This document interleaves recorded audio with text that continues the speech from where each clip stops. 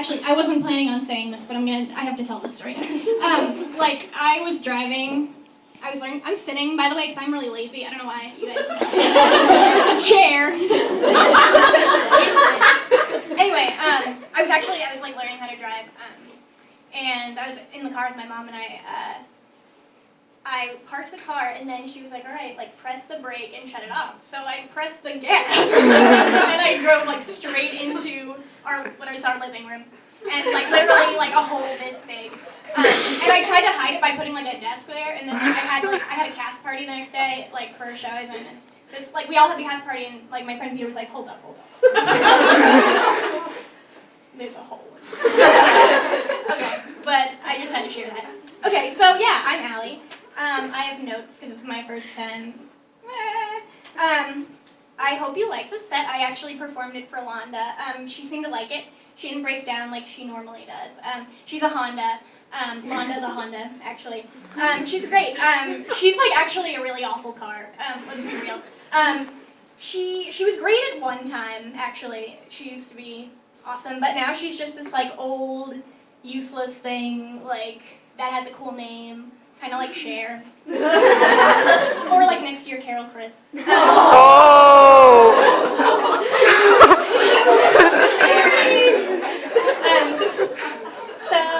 I can't take credit for her name, though. My older sister actually named her. I am the youngest of 5 siblings. All of you that aren't youngest siblings can shut the fuck up. Because I'm sick of all of you and your, oh my god, youngest siblings are so spoiled and our parents love them more, and okay, shut up. Just because that's true, you don't know what it's like to live in a shadow under the shade of your greatness. It's really hard. Especially when your sister's really beautiful and talented and popular like my older sister. It's my older sister, I love her to death, but we'll be walking down the street and people will be like, look at that sexy girl walking her dog.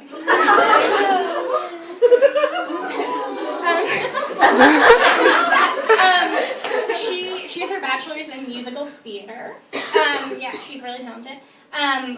Growing up, we did a lot of musical theater together. She is doing that now, really successfully, actually. And I am not, because it takes a lot of energy and determination and standing up for long periods of time, which are things that I obviously don't do.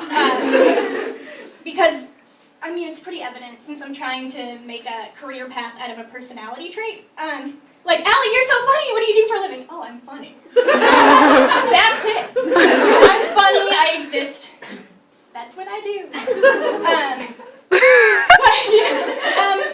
So yeah, she's super great. She's also a formally trained singer, and when you learn how to sing for musical theater, they teach you to enunciate, because in order to tell a story, usually people have to hear the words. So one time we were yeah, think of that. One time we were in Londa, and we were going to the mall. We were going shopping, and it was over the summer. That fucking Maroon 5 song that was on all summer comes on. And she's sitting there and she's like, I'm at a payphone trying to call home all of my change I spent on you. And I was it blew my mind. It absolutely blew my mind. I was like, what? Those are the words to that song? And she was like, yeah, what were you singing? And I was like, platypus payphone, cold stone, darling, a change of pain.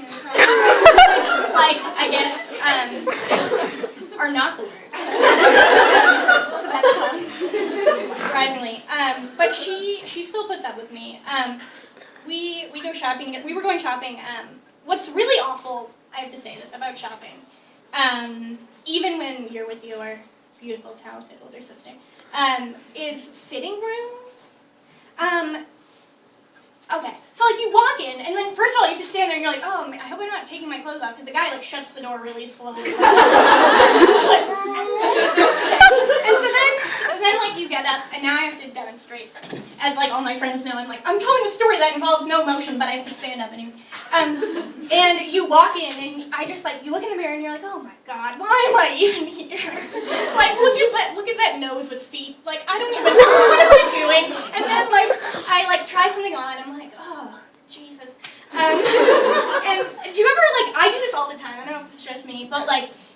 don't know if you look good in it, so you're like trying to dance around like in the dressing room, like, yeah, like maybe if I'm at a party and no one else, like, and then you're like, no, just no. And then this is where shopping gets really, I'm gonna sit down again. This is where shopping gets really existential for me. The person knocks at the door and you know, you have to let them know that you're in there. But like, what, I never know what to say. Like, my default is usually somebody's in here, which is odd because somebody is in here. And like, this isn't like an epic poem. My name isn't somebody. Like, why would I say that? But then you can't say like, I'm in here, because like they don't know who you are. Like they know who you are. Like, oh, I'm in here, and I can't say like Allison's in here because now I'm just talking in third person. And so like I end up being like, hi, my name's Allison, I'm in here, and I like would really help it if you didn't come in because I'm really insecure.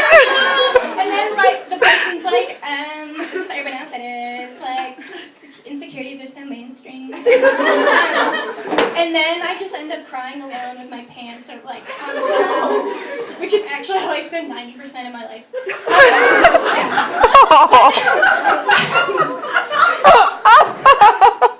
Once I actually buy something though, I never have anywhere to wear it. It's a hard world out there for walking noses.